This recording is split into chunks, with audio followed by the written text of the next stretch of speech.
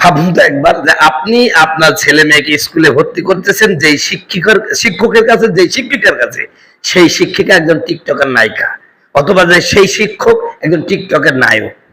এইবার ইনি যে ছাত্র ছাত্রী তৈরি করবে, ও কি হবে? বাংলাদেশে যতগুলো টিকটকার নায়িকা আছে, টিকটকার নায়ক আছে, সবগুলো তো ভাদাইমা।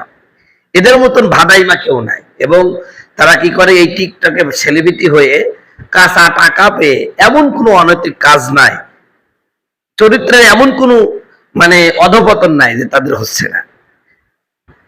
এমনি টিকটকে আমাদের ছেলে মেয়েরা মানে নেশার মতন হয়ে গেছে। এরপরে শিক্ষিকারা যখন টিকটক করবে, এখন আমাদের প্রতিমন্ত্রী উনি আবার এর মধ্যে কোনো দোষ পাচ্ছেন না।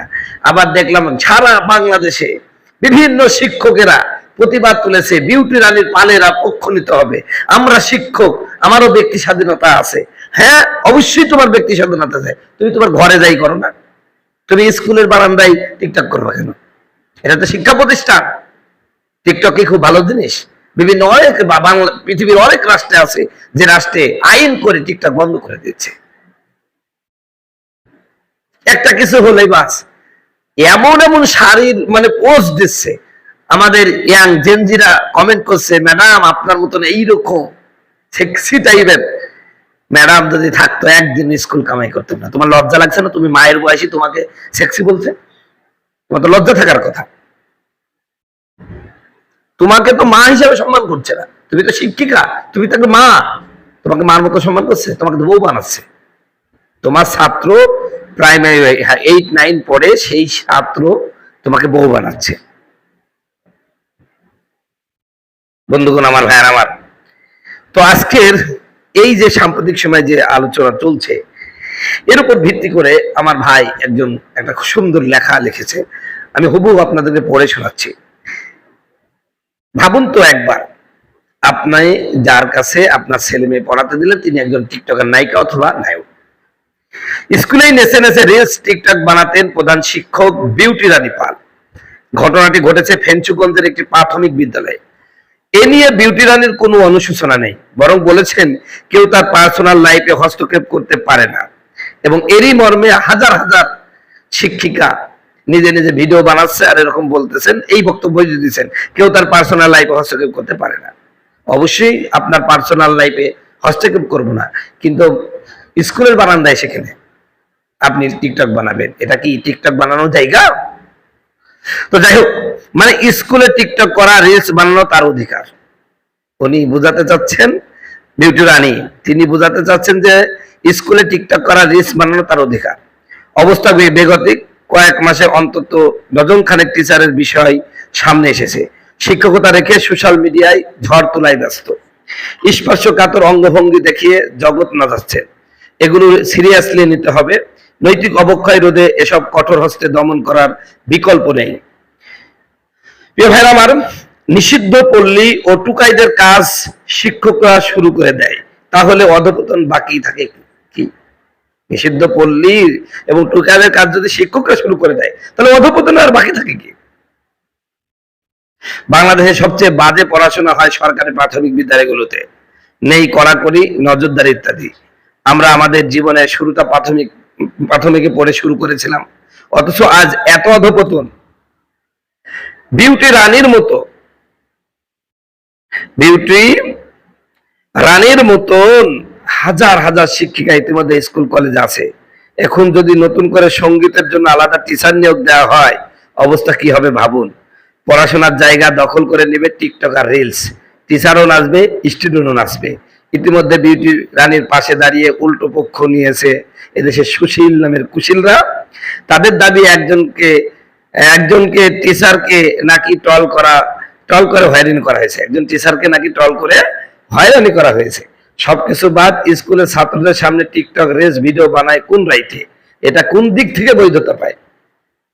বাংলাদেশের শিক্ষালয় থেকে বা শিক্ষা মন্ত্রণালয় থেকে এরকম আছে নাকি যে স্কুলে রিলস টিকটক ভিডিও বানাতে হবে, বা সংবিধান আছে নাকি? যদি থাকে তাহলে আপনাদেরকে আর কি বলবো।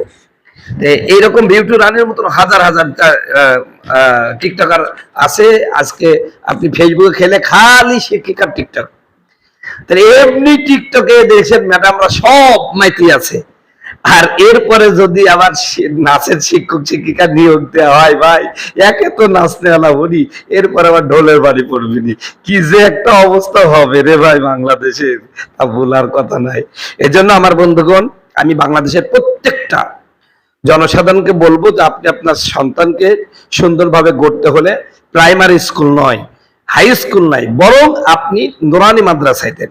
নুরানি মাদ্রাসায় 1 থেকে 5 পর্যন্ত পড়ান, এরপরে হাই স্কুল লেভেলে আপনি আপনার সন্তানকে ভর্তি করেন। তাছাড়া আপনি অন্য মাদ্রাসাও ভর্তি করতে পারবেন, আলিয়া মাদ্রাসায় ভর্তি করতে পারবেন, সেখান থেকেও জেনারেল লেখাপড়া হয়, ওখানে আর মাদ্রাসা নাই, ওটাও জেনারেল হয়ে গেছে এখন, আপনারা ওখানেও দিতে পারেন।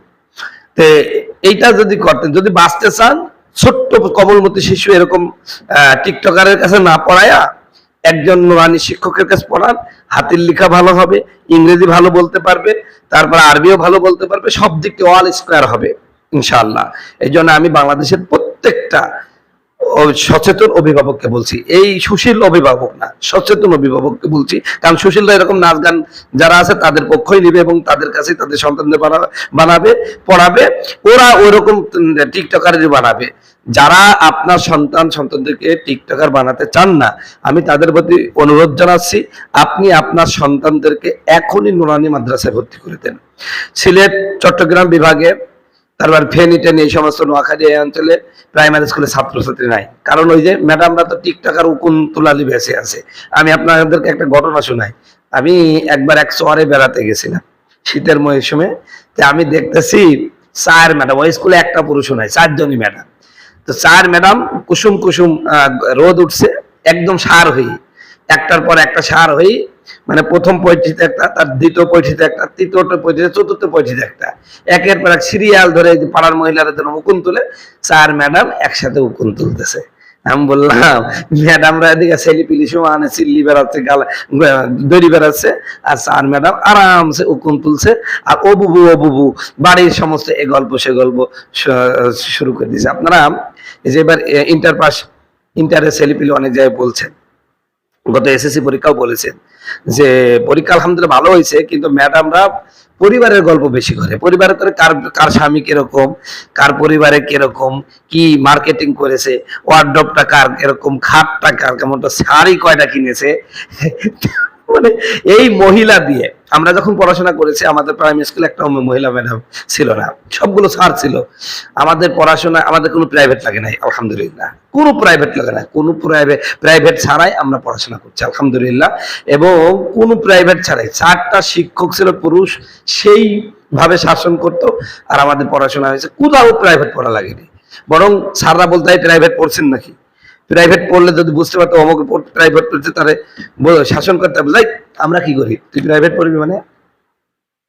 আর যেই মহিলা দিছে, পুরুষের সাথে মহিলা দিলে ভাই আকর্ষণ আর বিকর্ষণ এক জায়গায় করে দিলে কি হয়, এখন স্যারেরা আর পড়ায় না, কারণ ওই যে সহপাঠী শিক্ষিকা পেয়েছে, বাস শিক্ষিকার সাথে শুধু গল্প, এরপর গল্প ওর কাছে কয়, আর এর স্বামীর গল্প হোক কয়।